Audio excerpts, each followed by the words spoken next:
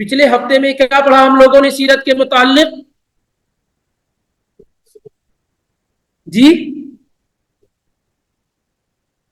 تحویل قبلہ کے متعلق، اور جس میں یہ بات ذکر کی گئی تھی کہ پہلے قبلہ مسجد اقصی تھا، مدینہ آ جانے کے بعد بھی مسجد اقصی تھا، 16-17 مہینوں کے بعد پھر اللہ تعالیٰ نے خانہ کعبہ کی طرف رخ کر کے نماز پڑھنے کا حکم دیا۔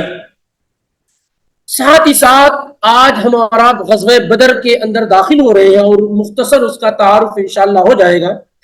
غزوہ بدر جس کو بدر الکبریٰ بھی کہتے ہیں، بدر الکبریٰ بھی کہتے ہیں۔ کیوں بدر الکبریٰ کہتے ہیں؟ کیونکہ ایک بدر اور ہوا جس کو الصغریٰ کہتے ہیں، جو غزوہ صفوان کہا گیا ہے اس کو بدر الصغریٰ کہتے ہیں۔ یہ بات ہمیں ہمارے علم میں آنی چاہیے کہ اللہ کے نبی علیہ الصلوۃ والسلام جب مدینہ تشریف لائے تو مدینہ آ جانے کے بعد اللہ کے نبی علیہ الصلوۃ والسلام نے 2 اہم اور امپورٹنس کام کیے۔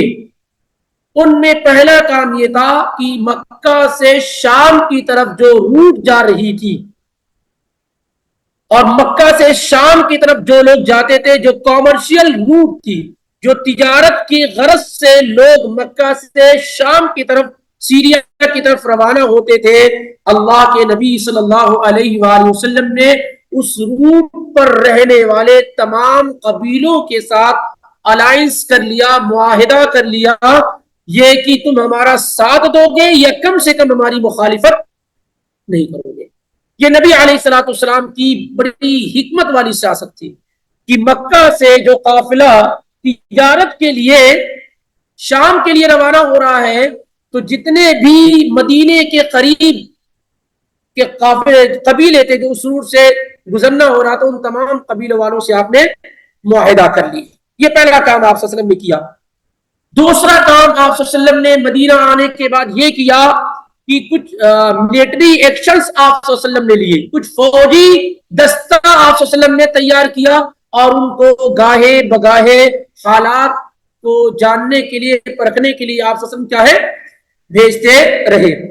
اور اس میں خود اللہ کے نبی صلی اللہ علیہ وآلہ وسلم بھی کئی غزوے میں شریک ہوئے، جیسے غزوہ بوات ہے، ذوالحجیرہ ہے اور صفوان ہے، ان میں ابوا ہے، ان میں آپ صلی اللہ علیہ وسلم بنفس نفیس شریک بھی ہوئے اور دوسرے صحابہ کو اس فوجی دستے کے ساتھ کیا روانہ بھی کیا۔ تو یہ دوسری پالیسی تھی اللہ کے پیغمبر صلی اللہ علیہ وسلم کی کہ کچھ ملٹری ایکشن سے لیے آپ نے، فوجی دستہ آپ نے تیار کیا اور اس کو گاہے بگاہے 2-3 مہینے پہ آپ کیا ہے مختلف صحابہ کی سرکردگی میں، کمانڈری میں آپ بھیجتے رہے، جس سے حالات کا جائزہ ملتا رہا کہ کب مکہ کے لوگ جا رہے ہیں، کب آ رہے ہیں۔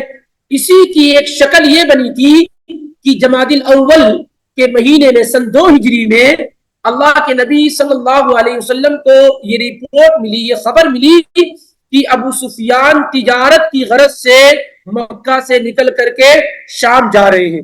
تو اللہ کے نبی علیہ السلام نے اس قافلے کو ٹارگٹ کیا، ابو سفیان کے اس تجارتی قافلے کو روکنے کی کوشش کی اور چند صحابہ کو ساتھ لے کر کے اللہ کے نبی علیہ السلام نے ان کا پیچھا کیا۔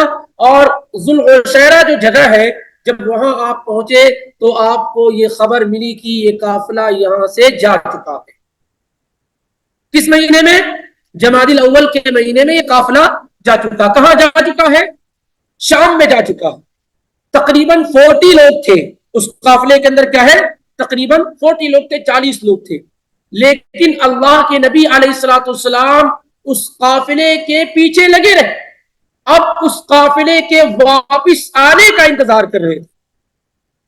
چنانچہ آپ صلی اللہ علیہ وسلم نے بعض صحابہ کو مدینے کے، مکہ کی طرف نہیں، اس سائڈ میں بھیجا جہاں سے وہ لوگ آ رہے ہیں، بعض صحابہ کو بھیجا کہ جائیں ان کا پیچھا کر کے آئیں، معلوم کریں کہ وہ قافلہ کہاں پہنچا ہے۔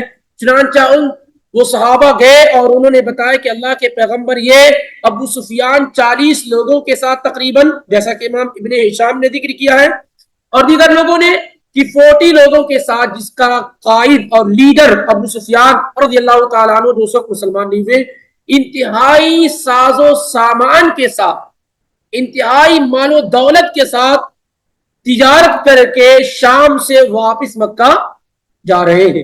اللہ کے پیغمبر صلی اللہ علیہ وآلہ وسلم کو جب اس کی اطلاع ملی، یہ انفارم آپ صلی اللہ علیہ وسلم کو کیا گیا، تو آپ صلی اللہ علیہ وآلہ وسلم نے کیا کیا؟ صحابہ کو تیار کیا. صحابہ کو کیا ہے؟ تیار کیا اور کہا کہ دیکھو ابو سفیان تجارتی قافلے کے ساتھ بہت سارا مال و دولت لے کر کے وہاں سے واپس آ رہے ہیں، فخرجوا لہا، تو ہمیں ان کا تعاقب کرنا چاہیے، پیچھا کرنا چاہیے. ہو سکتا ہے کہ اللہ تعالی ہمیں اور آپ کو، تم تمام لوگوں کو ان کے مال کا پر قابض بنا دے، یعنی وہ مال تمہارے اختیار میں آ جائیں، کیونکہ یہ وہی لوگ ہیں جنہوں نے تمہارے مال کو، دولت کو، مکان کو، گھر کو مکہ میں لوٹ لیا تھا، قابض ہو گیا تھا. تو اب موقع یہ ہے کہ یہ بھی مال لے کر کے جا رہے ہیں، تو اس طریقے سے تم ان پر اٹیک کرو، حملہ کر کے ان سے اپنا کچھ حق تو کیا ہے لے لو. یہ آپ صلی اللہ علیہ وسلم نے یہ پلان بنایا اور صحابہ کو اس سے آگاہ کیا. اس کا ایک بڑا فائدہ یہ ہوتا کہ مسلمان جو مکہ سے مدینہ آئے ہوئے تھے، ظاہر ہے کہ ابھی دوسرے سال میں تھے، تو کسی نے اگر کاروبار شروع کیا تو ایسا تو نہیں کہ فوراً مالدار ہو جائیں گے. تو ایک اکنامیکل کرائسس تو چل رہی تھی. جو مسلمان مکہ سے مدینہ آئے ہوئے تھے وہ کرائسس میں تھے، مالی تنگی کا شکار تھے، تو یہ ان کے لیے گولڈن اور سنہری موقع تھا. دوسرا معاملہ یہ ہے کہ نبی علیہ السلام اگر ان پر قابض ہو جاتے تو ایک اکنامیکل آپ بلاکیج ان کے لیے ہو جاتا، کفار مکہ کے لیے، مشرکین مکہ کے لیے، کہ اگر ان پر اٹیک کیا جاتا اور مال کو روک لیا جاتا تو یہ ایک اکنامیکل کیا ہے جو پرابلم ان کے پاس آ سکتی تھی، بلاکیج اچھا ہو سکتا تھا ان کے پاس. تو اس ارادے سے اللہ کے پیغمبر صلی اللہ علیہ وآلہ وسلم نے صحابہ کو کہا کہ چلو، لیکن کسی کو بائی فورس نہیں کہا، دباؤ نہیں ڈالا، بلکہ اختیار دیا کہ جو چاہے وہ چلے. جیسا کہ صحیح بخاری کے اندر 3951 کی روایت ہے کعب بن مالک رضی اللہ تعالیٰ عنہ کی. یہ وہی صحابی جو تبوک کے موقع پر پیچھے رہ گئے تھے. وہ خود کہتے ہیں لم اتخلف عن رسول اللہ صلی اللہ علیہ وسلم، میں اللہ کے رسول صلی اللہ علیہ وسلم کے ساتھ کسی بھی غزوے اور جنگ میں پیچھے نہیں رہا، الا فی غزوۃ تبوک، مگر تبوک کے موقع پر میں پیچھے رہ گیا. اور پورا واقعہ آپ کو معلوم ہے کہ 50 دنوں تک ان سے سوشل بائیکاٹ کر دیا گیا. وہ اپنی بیوی بچوں تک سے گفتگو نہیں کر سکتے تھے، مکمل 3 صحابہ کا بائیکاٹ، کیونکہ آپ صلی اللہ علیہ وسلم نے سارے لوگوں کو یہ حکم دیا تھا کہ چلے تبوک کے لیے. لیکن ایسا نہیں کہ یہ جانا نہیں تھا، بس یہ سمجھتے تھے کہ میرے پاس سواری ہے، یہ ہے. غفلت اور سستی نے، ہمارے پاس جو آسی پناہ ہوتا ہے نا، اس سے بہت سارے نقصانات کرتے ہیں، ان میں سے انسان ہونے کے ایسے سے ان صحابہ کے اندر بھی آ گیا اور تبوک کے غزوے میں یہ پیچھے رہ گئے. لیکن اللہ کے پیغمبر سے انہوں نے صحیح بات بیان کی. یہ واقعہ بہت زیادہ پڑھنے سے تعلق رکھتا ہے، صحیح بخاری وغیرہ کے اندر موجود ہے. بڑا لمبا واقعہ جو خود بیان کرتے ہیں کیسا سوشل بائیکاٹ تھا. میں آتا اللہ کے پیغمبر سے سلام کرتا، آپ چہرہ ادھر کر لیتے، آپ چہرہ ادھر کر، نہ کوئی سلام کا جواب دے رہا، نہ کوئی گفتگو کر رہا. کہتے میرا جگری یار جو ابو قتادہ تھا وہ میری طرف نہیں دیکھتا تھا. پھر ایک وقت وہ آیا کہ اللہ کے پیغمبر نے اعلان کر دیا کہ ان کے بیوی بچوں کو بھی ان سے دور کر دیا جائے، یہ خدمت وغیرہ کچھ بھی نہ کرے، بالکل سوشل بائیکاٹ. اور اللہ کی طرف رجوع کرتے رہے. 50 راتوں کی گزر جانے کے بعد جو ہے اللہ تعالیٰ نے ہماری توبہ قبول فرمائی. کہتے ہیں کہ میں چاہتا تو میں بہت سارے بہانے بازیاں بنا کر کے اپنے آپ کو کیا ہے بچا لیتا، لیکن میں نے اللہ کے ساتھ سچی بات کی، اللہ کے رسول کو سچی بات بیان کی، اس لیے مجھے امید تھی کہ آج نہیں کل ضرور اللہ مجھے معاف کرے گا اور درگزر کرے گا.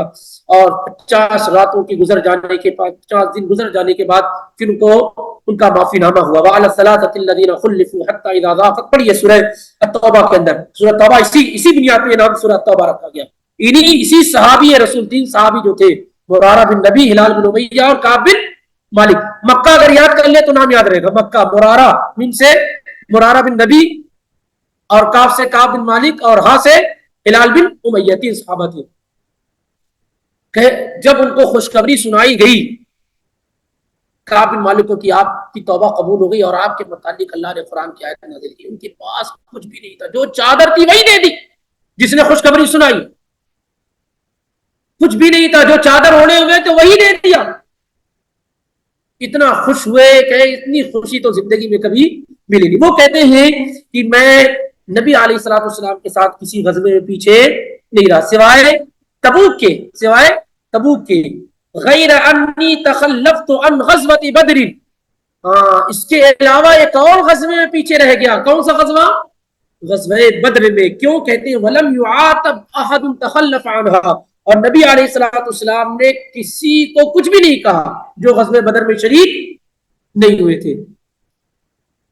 کسی کو کچھ نہیں کہا. جتنے لوگ بھی غزوہ بدر میں شریک نہیں ہوئے تھے ان کو آپ صلی اللہ علیہ وسلم نے کچھ بھی نہیں کہا. کیوں نہیں کہا؟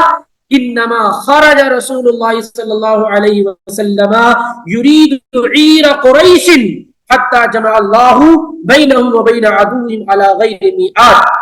کہتے ہیں کیونکہ اللہ کے پیغمبر جنگ کرنے کے لیے نکلے ہی نہیں تھے.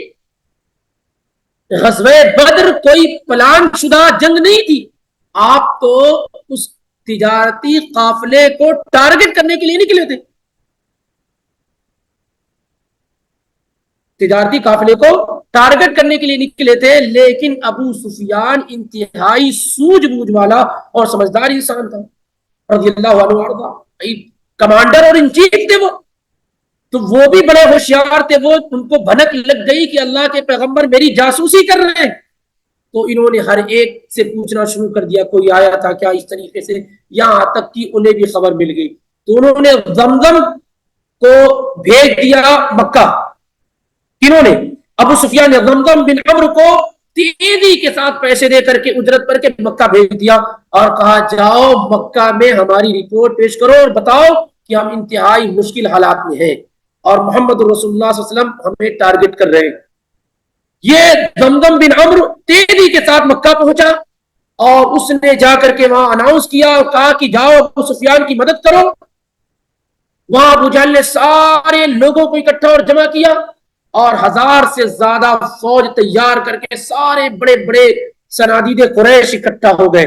ابو لہب نہیں آیا، اس نے اپنی جگہ پر دوسرے کو بھیجا اور کچھ اور لوگ تھے جو پیچھے ہٹنے کی کوشش کر رہے تھے تو ان کو چوڑیاں وغیرہ دینے لگ گئے. یہاں تک کہ ابو جہل نے سارے لوگوں کو تیار کیا اور پوری شان و شوکت کے ساتھ کیا ہے وہاں سے روانہ ہوا مکہ سے. اور ادھر ابو سفیان نے کیا کیا؟ اپنے ابو سفیان انتہائی زیرک اور سمجھدار انسان رضی اللہ عنہ وارضا، انہوں نے ساحلی راستہ اختیار کر لیا. خلاص وہ نکل گئے اور جیسے ہی نکلے پھر دوبارہ انفارم کیا کہ دیکھو ہم تجارتی قافلے بچ بچا کے محمد رسول اللہ صلی اللہ علیہ وسلم سے نکل آئے، اس لیے اب تمہیں واپس چلے جانا چاہیے، اب کوئی ضرورت نہیں ہے، اسی مقصد کے لیے تم آ رہے تھے، اب تم کیا ہے واپس چلے جاؤ. اللہ کے نبی صلی اللہ علیہ وآلہ وسلم یہاں سے صحابہ کو لے کر کے نکلے لیکن کسی پر زور اور دباؤ نہیں ڈالا. بدر جو دیکھ رہے ہیں آپ نا یہ مدینے سے ساؤتھ کی جانب ہے، تقریباً 150 کلومیٹر کے قریب ساؤتھ کی جانب، اور ساؤتھ کا جو مغرب ہے اس طرف ہے. وہاں کنواں تھا اور کچھ لوگوں نے اور نام ذکر کیا ہے. بہرحال وہاں پہنچتے ہیں ابو جہل کو جب یہ انفارمیشن مل جاتی ہے کہ نہیں ابو سفیان تو بچ بچا کے نکل گئے ہیں تو کہتا نہیں اب واپس نہیں جائیں گے، یہاں سے واپس نہیں جائیں گے. بہت سارے لوگ تھے ناچنے گانے والے لوگ، کہا جائیں گے وہاں قتل کریں گے عیش کریں گے پھر واپس آئیں گے.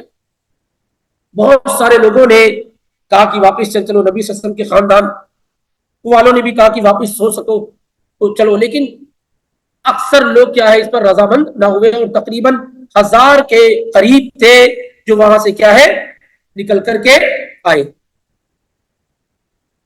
اچھا اب اس کے بعد یہاں سے اللہ کے نبی صلی اللہ علیہ وسلم جب نکلے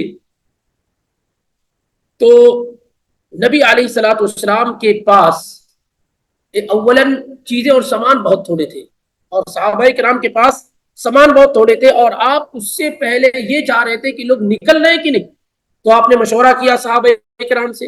अबू बकर सिद्दीक रज़ियल्लाहु ताला अन्हु ने कहा हम तैयार हैं। उमर रज़ियल्लाहु ताला अन्हु ने इस सिलसिले में बेहतरीन बात की। मिक़दाद इब्न असवद रज़ियल्लाहु ताला अन्हु ने इस सिलसिले में और प्यारी और वाज़ेह बात की कि ऐ अल्लाह के नबी सल्लल्लाहु अलैहि वसल्लम, आपसे हम वैसा नहीं कहेंगे जैसे मूसा अलैहिस्सलातु वस्सलाम को उनकी कौम ने कहा था, इज़हब अंत व रब्बुका फ़क़ातिला इन्ना हाउना क़ाइदुन, आप जाओ, आप तरफ जाओ, दोनों लड़ो, हम यहाँ बैठे हैं, हम कतान आपसे ऐसा नहीं करेंगे। ऐ अल्लाह के रसूल, वलाकिन्ना नुक़ातिल अन यमीनिका व अन शिमालिका व बैन यदैका व खलफक, हम आपके दाएं बाएं आगे पीछे हर तरफ से क्या है आपके साथ लड़ेंगे। तो अल्लाह के नबी अलैहिस्सलातु वस्सलाम को मिक़दाद इब्न असवद रज़ियल्लाहु ताला अन्हु की बात से बड़ी खुशी हुई, लेकिन आप ये भी नहीं चाहते थे। आप, ये सब मुहाजिरीन है, अबू बकर मुहाजिर है, उमर मुहाजिर है, मिक़दाद बिन असवद मुहाजिर है, आप अंसारियों से कुछ सुनना चाहते, आप क्या है अंसारी साहबा से सुनना और जानना चाहते थे। आप बार बार कहते हैं कि मुझे मशवरा दो, मुझे मशवरा दो, यहां तक कि साद इब्ने मुआद रज़ियल्लाहु ताला अन्हु खड़े हुए और कहने लगे कि अल्लाह के रसूल, ऐसा लगता है कि आप हमसे कुछ सुनना चाहते हैं, आप हमारी राय जानना चाहते हैं, तो आप सुन लीजिए, हम में का कोई शख्स आपका पीछा नहीं छोड़ेगा। अगर आप बरगुल गिमात तक चले गए, जो यमन का कोई सिटी है, बहुत दूर का इलाका है, तो हम में से कोई आपसे पीछे नहीं है। आप समंदर में अगर घुस गए तो वहां भी घुसेंगे, हम आप पर ईमान लाए, हमने आपकी तस्दीक की है, किसी भी सूरत में हम आपका साथ छोड़ने के लिए तैयार नहीं। इस बात से अल्लाह के पैगंबर सल्लल्लाहु अलैहि वसल्लम को इंतहाई खुशी महसूस हुई और आप सल्लल्लाहु अलैहि वसल्लम ने सहाबा में रूह डाल दी कि देखो, अल्लाह ताला ने मुझे दो लश्करों में से किसी एक का वादा किया है। एक लश्कर कुरैश का जो जंग करने के लिए आ रहा है, और दूसरा लश्कर कौन, अबू सुफियान का। दोनों में से किसी एक के साथ तो हमारी कामयाबी जरूर होगी। यहां तक कि अल्लाह के नबी सल्लल्लाहु अलैहि वसल्लम ने सहाबा में रूह फूकी और फिर अल्लाह के नबी अलैहिस्सलातु वस्सलाम के साथ सहाबा निकले। तादाद कितनी थी, निकलने का तरीका क्या था, ये इंशाअल्लाह आपके सामने बात आगे आएगी, लेकिन सरे दस्त आप समझ ले, एक अंदाजा आपको हो जाए, और ये बात रिपीट भी की जाएगी कि सिर्फ दो घोड़े थे, 300 से ज्यादा तादाद थी, 313 से लेकर 319 तक बयान की गई है, जो इंशाअल्लाह आगे जिक्र की जाएगी। इतनी तादाद में कितने घोड़े थे, सिर्फ दो घोड़े थे, एक अज़ुबैर इब्न अल-अव्वाम के पास और दूसरा मिक़दाद इब्न असवद के पास, बस सिर्फ दो घोड़े थे। और इसी तरीके से कितने ऊंट थे, ऊंट तकरीबन 70 ऊंट थे, 70 ऊंट थे। और लोग कितने हैं, 300 से बगैर कैसे जाएंगे। एक एक ऊंट पर कितने लोगों का हिस्सा आएगा, तकरीबन 3 दिन का आएगा। जब तो अब्दुल्लाह बिन मसूद रज़ियल्लाहु ताला अन्हु कहते हैं, कुन्ना यौम बदरिन कुल्ला सलासतिन अला बईर, हम बदर के दिन एक ऊंट पर 3 लोग थे। काना अबू लुबाबा व अली इब्न अबी तालिब ज़मील रसूलुल्लाह सल्लल्लाहु अलैहि वसल्लम, अबू लुबाबा और अली बिन अबी तालिब और अल्लाह के पैगंबर, ये तीनों एक ऊंट पर थे। ये तीनों क्या है, वो एक ऊंट पर थे। और दूसरी रिवायत में आप पढ़ेंगे कि अली बिन अबी तालिब और अल्लाह के पैगंबर और अबू मरसद अल-गनवी एक ऊंट पर थे। तो दोनों में फर्क क्या होगा, शुरू में अबू मरसद थे, नहीं, शुरू में अबू लुबाबा थे और बाद में अबू मरसद हो गए, क्योंकि जब आप मदीने से निकले तो आपने अपना डिप्यूटी, अपना खलीफा किसको बनाया, अब्दुल्ला इब्ने उम्मे मक्तूम को बनाया, जो बिल्कुल शुरू में इस्लाम लाने वालों में से एक थे, नाबीना साहबी थे, लेकिन बड़े आलिम थे और मुअज्जिन रसूल थे। और खदीजा रज़ियल्लाहु ताला अन्हा के मामू के लड़के थे, यानी क्या थे, खदीजा रज़ियल्लाहु ताला अन्हा के कजन थे, मामूजाद कजन थे। तो उनको अल्लाह के नबी सल्लल्लाहु अलैहि वसल्लम ने डिप्यूटी बनाया था, अपना नाइब और खलीफा बनाया था। लेकिन कुछ दूर जाने के बाद, क्योंकि वो नाबीना थे, तो अल्लाह के नबी सल्लल्लाहु अलैहि वसल्लम ने अबू लुबाबा रज़ियल्लाहु ताला अन्हु को वापिस कर दिया और उनको खलीफा बना दिया। اور اس طریقے سے اس کے بعد آپ کے ساتھ ان کی جگہ پر کون ہو گئے؟ ابو مرثد الغنوی رضی اللہ تعالیٰ عنہ ہو گئے. تو کہتے ہیں ہم 3 لوگ تھے ایک اونٹ پر. کتنے؟ نبی صلی اللہ علیہ وسلم کے ساتھ ابو لبابہ اور علی بن ابی طالب اور اسی طریقے سے نبی صلی اللہ علیہ وسلم. تو